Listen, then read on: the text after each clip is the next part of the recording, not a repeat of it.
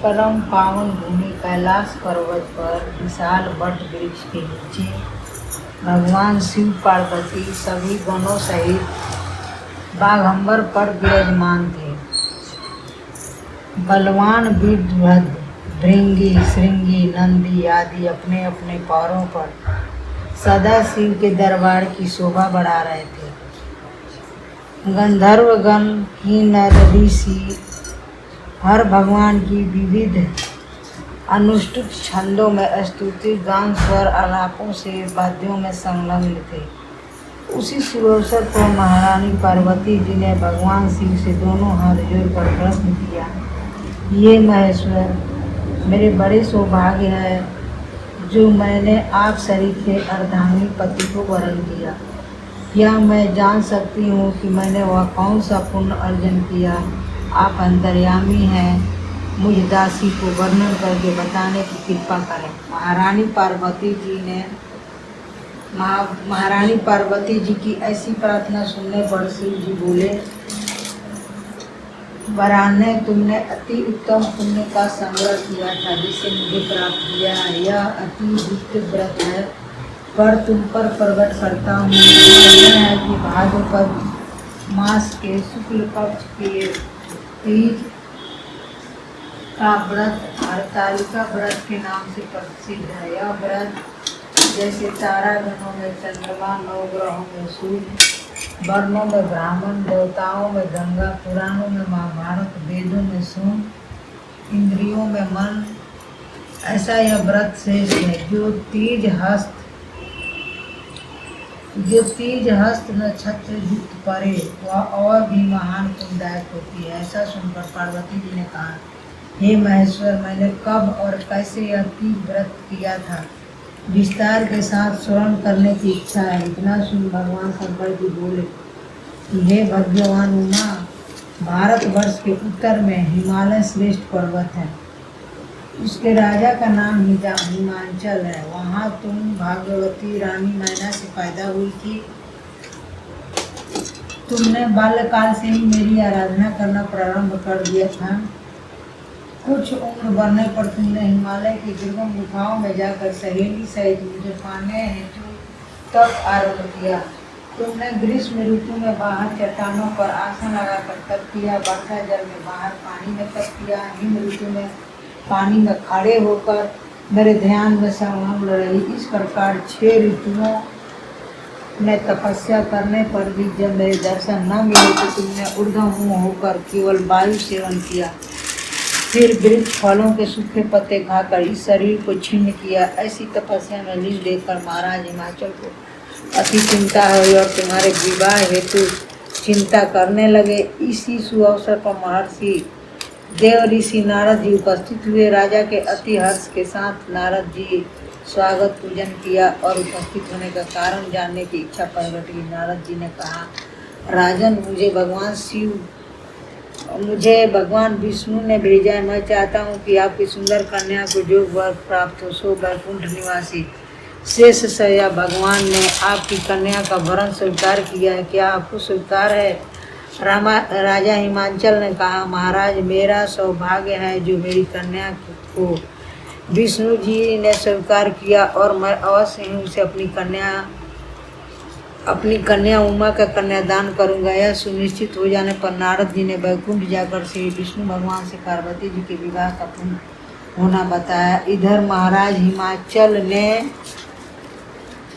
One में पहुंचकर पार्वती जी को विष्णु भगवान के साथ विवाह होने का निश्चय हो चुका सुना। ऐसा सुनते ही पार्वती जी को महान दुख हुआ। उस दुख से तुम विह्वल होकर अपनी सखी के पास पहुंचकर विलाप करने लगी। तुम्हारा विलाप देख सखी ने तुम्हारी इच्छा जानकर कहा, देवी, मैं तुम्हें ऐसी गुफा में तपस्या के लिए ले चलूँगी जहाँ महाराज हिमाचल तुम्हें ढूंढ भी न सकेंगे। ऐसा कह सहेली उमा सहित हिमालय की गहन गुफा में विलीन हो गई। तब महाराज हिमाचल घबरा कर पार्वती जी को ढूंढते हुए विलाप करने लगे कि मैंने विष्णु जी को जो वचन दिया वह कैसे पूर्ण होगा। ऐसा कह मूर्छित हो गए। तब सभी पूर्ववासियों को साथ लेकर ढूंढने को महाराज ने पर्दापण कर ऐसी चिंता करके की क्या मेरी कन्या को कोई व्याघ्र खा गया या सर्प ने डस दिया या कोई राक्षस आग ले गया? उस समय तुम अपनी सहेली के साथ से गहन गुफा में पहुँच बिना जल अन्न के मेरे व्रत को प्रारंभ करके नदी की बालू का लिंग स्थापित कर विधिवत धन पुष्प फूलों से पूजन करने लगी। उसी दिन भाद्र मास की तृतीया शुक्ल पक्ष हस्त नक्षत्र युक्त प्राप्त थी। मेरी पूजा के फलस्वरूप ही मेरा सिंहासन हिल उठा तो मैंने तुम्हें दर्शन दिया और तुमसे कहा, देवी मैं तुम्हारे व्रत और पूजन से अति प्रसन्न हूँ। तुम अपनी कामना का मुझसे वर्णन करो। इतना सुन तुमने लज्जित भाव से प्रार्थना की, आप अंतर्यामी हैं, मेरे मन के भाव आपसे छुपे नहीं हैं। आपको पति स्वरूप में मैं चाहती हूँ। इतना सुनकर मैं तुम्हें एवं अस्तु इच्छित पूर्ण वरदान देकर अंतर ध्यान हो गया।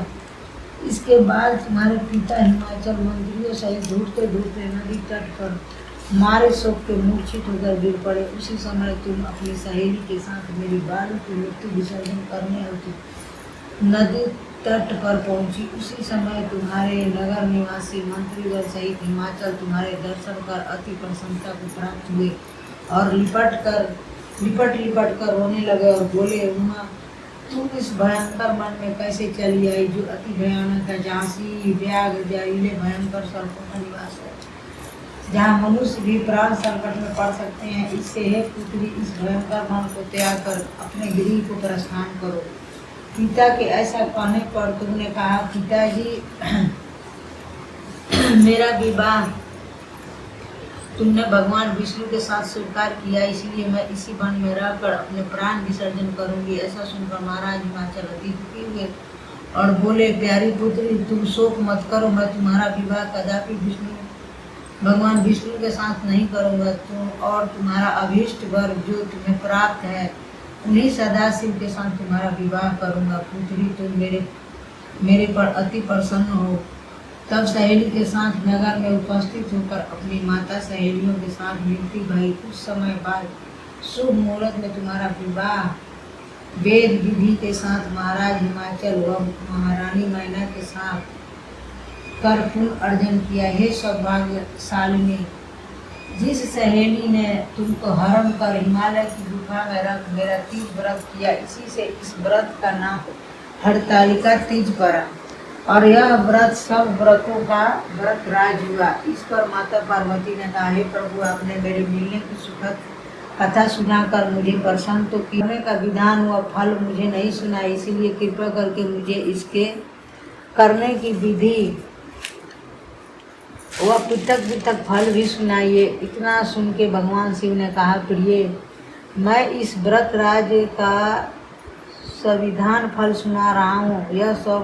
यह व्रत सौभाग्यवती नारी व पति चाहने वाली कन्याओं को करना चाहिए। यह व्रत भाद्रपद शुक्ल पक्ष की द्वितीया बिना फल आहार और निर्जला रहकर करना चाहिए। भगवान शिव पार्वती की प्रतिमा सुगम की स्थापित करके केले पुष्प आदि के स्तंभ स्थापित करके रेशमी वस्त्र से चंदोबा तान कर बंधन मार लगाकर शिव का बालू का लिंग स्थापित करके पूजन वैदिक मंत्र स्तुति गान वैद्य भैरी शंख मृदंग झांझर आदि से रात्रि जागरण करना चाहिए और भगवान शिव का पूजन करने के बाद फल फूल पकवान लड्डू मेवा मिष्ठान तरह तरह के भोग की सामग्री समर्पण कर फिर ब्राह्मण को द्रव्य अन्न वस्त्र पात्र आदि का दान श्रद्धा युक्त देना चाहिए। भगवान शिव को प्रति वस्तु को सिद्ध पंचाक्षरी मंत्र से ओम नमः शिवाय ओम नमः शिवाय ओम नमः शिवाय कहकर समर्पित करना चाहिए। प्रार्थना करते समय अपनी कामना इच्छा को भगवान के सामने प्रेषित करें। फिर पार्वती जी से आगे लिखी प्रार्थना सुने।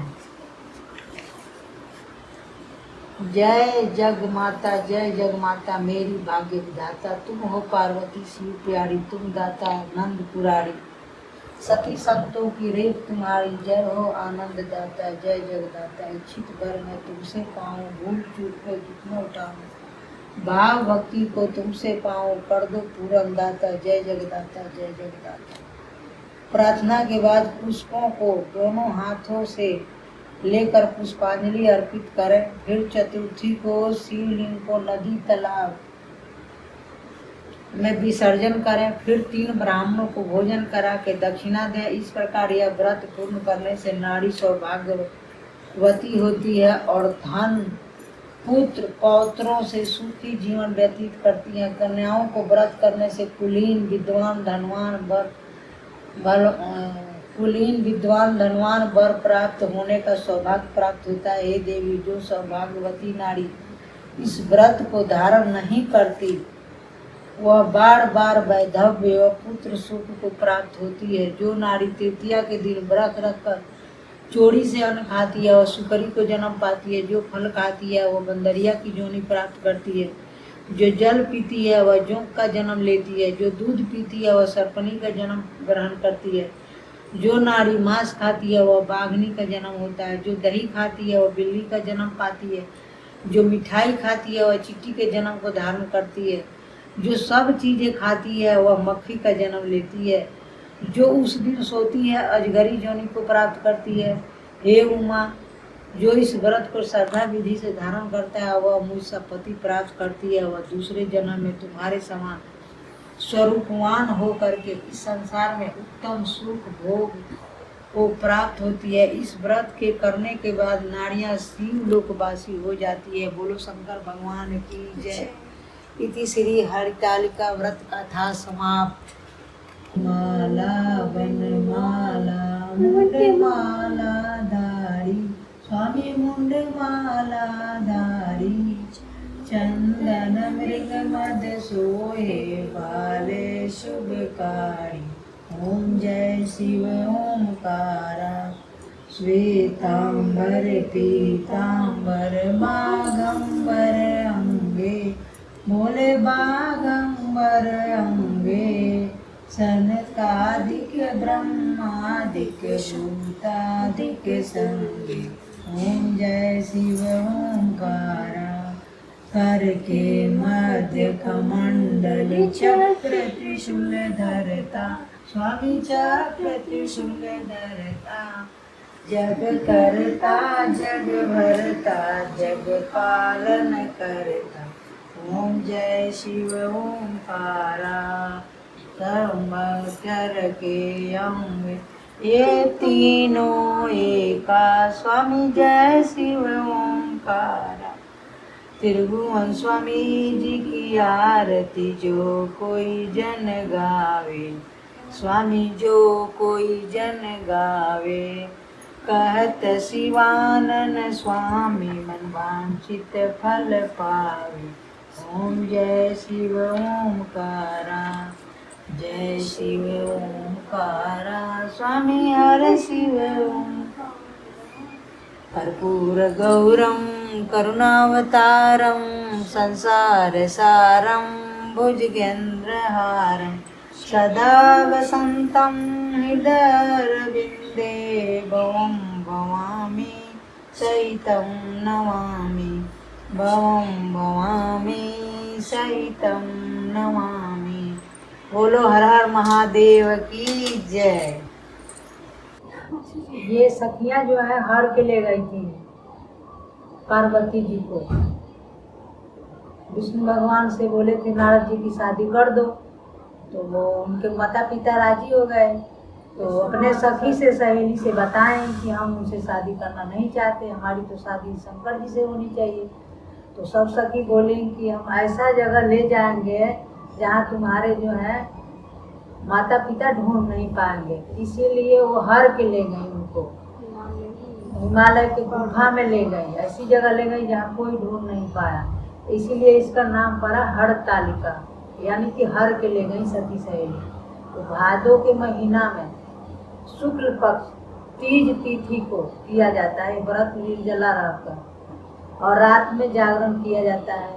और जितने सुहाग का पिटारी है, मतलब 16 श्रृंगार का सामान और अन्न वस्त्र सब चीज दान में देना चाहिए। पंडितों को ले जाकर मंदिर में दान कीजिए। और सुबह 4 बजे फिर गणेश चतुर्थी के दिन गणेश भगवान की पूजा होती है, तो उनको लड्डू का भोग लगा के तब आप व्रत खोलिए सुबह 4 बजे भोर में। और ले जाके बालू का ये आया था, उसमें प्रश्न भी आया था कौन बनेगा करोड़पति में। तो तीज व्रत में मतलब किस चीज की शंकर जी की मूर्ति बनी थी, तो बालू की पार्वती जी ने नदी किनारे जो है बना के विसर्जन करने गई थी, रेत की। तो वही ले जाके विसर्जन करी है और फिर जाके व्रत खोली। तो हम लोग तो गृहस्थ आश्रम में हैं, तो गृहस्थ आश्रम में ऐसा कुछ नहीं है कि हम लोग तो हवा पी के रह नहीं सकते, न पत्ते खा सकते हैं, न वायु पी सकते हैं। भगवान की लीला तो हम परम्पार है, उन लोगों से कौन भला पार पाया है। हम लोग गृहस्थ हैं, जिस गृहस्थ के आश्रम में है तो फल फ्रूट कुछ न कुछ खा ही सकते हैं, पानी भी पी सकते हैं। पहले आत्मा फिर परमात्मा। और जो रोगी हैं वो भी पानी पी सकते हैं, जो बेबी को जन्म देने वाले हैं उनको तो और पानी पीना चाहिए। तो आप लोग भी पानी पीजिए। उस दिन अन्न मत खाइए, नमक भी मत खाइए, लेकिन फल फ्रूट तो खा ही सकते हैं। फल फ्रूट खाइए, नारियल पानी पीजिए पानी के बदले में। जो निर्जला रख सकते हैं वो रख सकते हैं, और जिससे नहीं हो सकता अब की बार निर्जल रखने का ही नहीं, क्योंकि एक दिन पहले ही तिथि लग गई है। 3:21 से 29 तारीख को शाम से तीज तिथि शुरू हो गई है। आज 3:33 तक ही है, उसके बाद चौथी तिथि लग जाएगी। तो इसलिए लोग पूरे दिन तो व्रत रख नहीं सकते, तीज ही रखना है, चौथ का तो रखना नहीं है। तो इसीलिए आज शाम को ही पूजा कर रहे हैं, तिथि है उसके अनुसार हम लोग पूजा कर रहे हैं। और सारे सामान मनस रहे हैं, श्रृंगार वाला जो दान देने वाला है। तो आप लोग भी ऐसे कीजिए और भगवान से आशीर्वाद लीजिए कि आप लोगों की पति की, हम लोगों की पति की आयु दीर्घायु हो और सादा सुहागन हम लोग बने रहे। इस जन्म में क्या, 7 जन्म में बने रहे। और यही आशीर्वाद आप लोग भी दीजिए अपने अपने बहुओं को और भगवान से लीजिए भी। बाकी ओम नमः शिवाय, ओम नमः शिवाय करके इस व्रत को समाप्त कीजिए, फिर अगले साल मिलेंगे। एक क्वेश्चन है कि क्या बोला जाता है कि हमारे हिंदू धर्म में जब तक सूर्योदय और सूर्यास्त ना हो तब तक तिथि नहीं माना जाता है, ऐसा तो लग जाता है। ऐसा धर्म नहीं है, टूट भांग हुआ है, इसलिए सूर्यास्त के साथ ही मतलब तिथि लगी है। और सूर्यास्त से पहले 24 घंटे का, 12 घंटे का ये होता है। तो 12 घंटा रात में हो गया, और कल 3 बजे से लेके आज 3 बजे तक 24 घंटा का हो गया। 24 घंटा में तिथि बदलती है, तो वो तिथि हो गया। सूर्यास्त वगैरह कुछ नहीं होता, वो पहले था। अब जैसे जैसे कलयुग चेंज हो रहा है, वैसे वैसे सारे तीज त्योहार भी चेंज हो रहे हैं। हर तीज त्योहार पहले एक ही तिथि पे पड़ती थी, एक ही दिन पे पड़ता था, और वो भी 2 दिन का हो गया। होली दिवाली बचा है, अब पता नहीं वो भी होगा कि क्या होगा, भगवान जाने आगे। कलयुग में फिर भगवान जन्म लेने वाले हैं। इसी कृष्ण नगरी में आइए, आप लोग भी दर्शन कीजिए और इनसे आशीर्वाद प्राप्त कीजिए। और आगे हम लोग अब भजन गाएंगे। नाही काले के शिव के मनाई हो, शिव मानते लड्डू पेरा शिव के मन ही ना भावे, लड्डू पेरा शिव के मन ही ना भावे। बंगिया के गोला कहाँ पाई हो, शिव मानत नाही। काले के शिव के मनाई हो, शिव मानत नाही। लड्डू पेरा शिव के मन ही न भावे, सेव और केला शिव के मन ही न भावे। बसहा बैल कहाँ पाई हो, शिव मानत नाही। काले के शिव के मनाई हो, शिव मानत नाही। तवार कैली शंकर जी से प्यार कैली गौरा, से शंकर जी से शुरुए से गौराए तवार कैली शंकर जी से प्यार कैली गौरा। पूरी मिठाई भूल के मन हो न भावेला, पूरी मिठाई भूल के मन हो न भावेला। भंगिया के गोला तैयार कैली शंकर जी से प्यार कैली गौरा, शुरुए से गौराए तवार कैली, शंकर जी से प्यार कैली गौरा। फिर कैलाश की बुंदिया पड़ने लगी, शिव शंकर चले कैलाश की बुंदिया पड़ने लगी। गौरा ने बो दिया हरी हरी मेहंदी, शंकर जी बो दिए भांग बिंदिया पड़ने लगी। गौरा ने पीस दिया हरी हरी मेहंदी, शंकर जी पीस दिए भांग की बुंदिया पड़ने लगी। शिव शंकर चले कैलाश बिंदिया पड़ने। ये गावे ना उतना सब याद रहेगा। चलो कैलाश पर्वत पर, जहाँ शिव का शिवाला है। चलो कैलाश पर्वत पर, जहाँ शिव का शिवाला है। वहीं गंगा वहीं जमुना, वहीं सरयुग की धारा है। वहीं गंगा वहीं जमुना, वहीं सरयुग की धारा है। चलो कैलाश पर्वत पर, जहाँ शिव का शिवाला है। वहीं ब्रह्मा वहीं विष्णु, वहीं शंकर निराला है। चलो कैलाश पर्वत पर, जहाँ शिव का शिवाला है। वहीं चंदा वहीं सूरज, वहीं लाखों सितारा है। वहीं चंदा वहीं सूरज, वहीं लाखों सितारा है। चलो कैलाश पर्वत पर, जहाँ शिव का शिवाला है। हमारे मस्त भोले को मना लो जिसका दिल चाहे। हमारे भोले बाबा को मना लो जिसका दिल चाहे।